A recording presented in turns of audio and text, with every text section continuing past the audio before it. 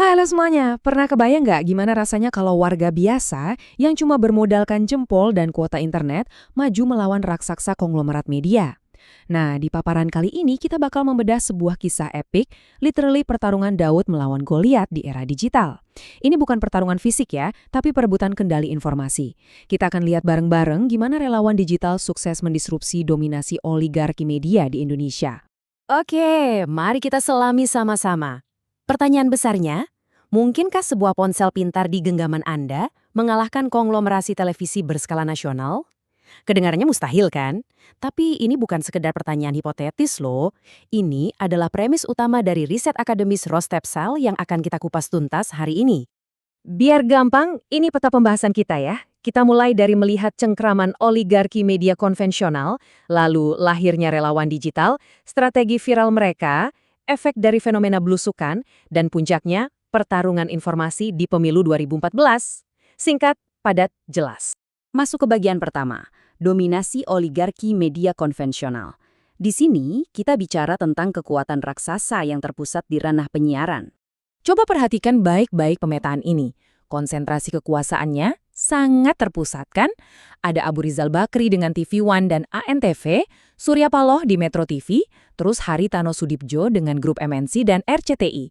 Secara objektif, ini menunjukkan kalau para pemilik stasiun TV ini bukan sekedar pebisnis biasa. Mereka adalah figur politik yang memegang instrumen penyiaran supermasif. Dan ya, mereka secara rutin membentuk cara pandang publik luas. Sedikit pengingat buat kita semua, analisis yang kita bahas hari ini murni diangkat secara objektif dari jurnal akademis bergengsi Indonesia. Riset ini menyoroti dengan tajam bagaimana secara historis para maestro media ini memakai platform mereka untuk membingkai berita nasional yang tentunya sejalan dengan manuver politik mereka di ibu kota. Ada satu kutipan menarik dari ilmuwan politik Jeffrey Winters yang benar-benar memotret masalah ini dengan tajam. Dia bilang, sejauh media sangat didominasi oleh aktor-aktor yang sama, kecil kemungkinannya pers bebas yang kritis akan menyediakan ruang untuk menantang dominasi oligarki.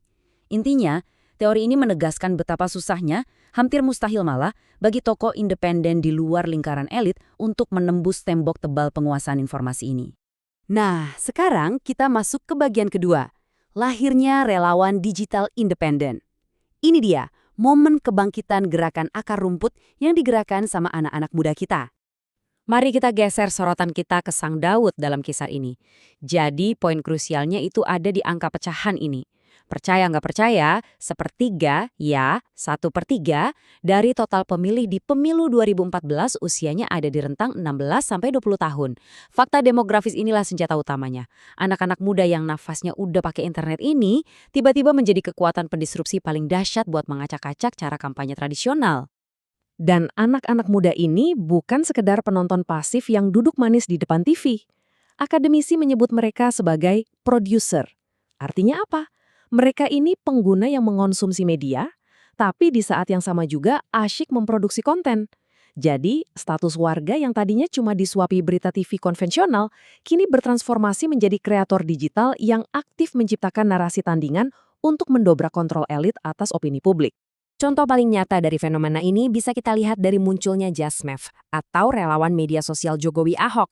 Mereka ini murni warga biasa, nggak dibayar sama sekali, dan geraknya terdesentralisasi cuma lewat koordinasi di Facebook atau Twitter. Hebatnya lagi, mereka beroperasi sepenuhnya di luar aliran dana raksasa milik elit. Ini bukti konkret gimana pergerakan akar rumput bisa menggalang kekuatan independen yang luar biasa solid. Masuk ke bagian ketiga, strategi viral yang menantang arus utama. Disinilah kreativitas benar-benar mengungguli kekuatan modal. Kalau kita jejerkan langsung, bedanya ibarat bumi dan langit. Kampanye TV konvensional dari kelompok establishment itu kan butuh modal gede, kaku, sangat formal. Dan jujur aja, isinya pidato panjang yang bikin ngantuk. Tapi coba lihat gerakan digital warga ini. Hampir tanpa dana, tapi geraknya gesit, super kreatif, dan pintar banget meminjam elemen budaya pop yang deket dengan keseharian masyarakat buat nandingin dominasi tadi. Pendekatan parodi pop kultur ini benar-benar jadi pendobrak. Bayangin aja, mereka bikin video parodi lagu boy band One Direction yang dimodifikasi secara politis sama grup Cameo.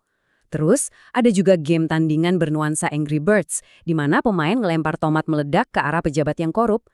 Konten-konten nyeleneh tapi ngena ini menyebar kayak api. membawa pesan politik langsung ke HP warga tanpa harus ngelewatin meja sensor redaksi TV arus utama. Kita lanjut ke bagian keempat, konvergensi media dan efek belusukan. Kita akan lihat gimana interaksi digital memaksa tangan TV arus utama. Coba perhatikan siklus 4 langkah ini. Semuanya dimulai dari kunjungan tanpa jadwal ke masyarakat, atau yang kita kenal sebagai belusukan. Lalu, anak-anak muda di lokasi langsung keluarin HP, merekam, dan mengunggah momen itu ke media sosial. Konten itu kemudian meledak jadi viral. Nah, apa yang terjadi setelahnya? Karena antusiasme publik di internet udah nggak terbendung, TV arus utama akhirnya terpaksa ikut menayangkan liputan itu demi mempertahankan rating mereka. Ini contoh brilian gimana dorongan warga di dunia digital bisa menetralisir rencana awal stasiun TV. Kutipan ini membedah taktik tadi dengan sangat transparan. Disebutkan, kami mendatangi orang miskin ke bantaran sungai misalnya, dan ini seksi bagi media. Wow! Pendekatan ini menunjukkan sebuah kecerdasan taktis di mana momen otentik yang memang didambakan audiens digital justru memicu efek berganda yang bikin jaringan TV nggak punya pilihan selain ikut meliput. Sebuah fenomena yang tumbuh mandiri, jauh di luar jangkauan kendali elit politik. Sekarang kita tiba di bagian kelima, Pemilu Presiden 2014. Inilah pertempuran akhir narasi informasi. Kita bisa melacak perkembangan ketegangan ini lewat garis waktu di sini. Di awal 2014, beberapa stasiun TV oligarki mulai terang-terangan mengurangi porsi berita objektif demi mengamankan kepentingan bos mereka. Masuk bulan Maret, saat nominasi resmi diumumkan, mesin kampanye mulai bekerja dengan kecepatan penuh. Sampai akhirnya kita lihat puncaknya di malam pemilihan bulan Juli, di mana level bias siaran TV mencapai titik yang mungkin belum pernah terjadi sebelumnya dalam sejarah demokrasi kita. Nah, yang benar-benar menarik dari slide ini adalah sebaran konsentrasi penontonnya saat malam puncak. TV One menyedot 14,1% pemirsa, disusul ketat oleh ANTV dan RCTI. Secara objektif, data ini nunjukin kalau malam itu sebagian besar mata rakyat Indonesia tersedot ke saluran-saluran yang secara terbuka membela salah satu narasi. Tekanan misinformasi dari kelompok elit ke bawah benar-benar gencar banget. Lantas, apa sih yang disiarkan sama kelompok oligarki media itu?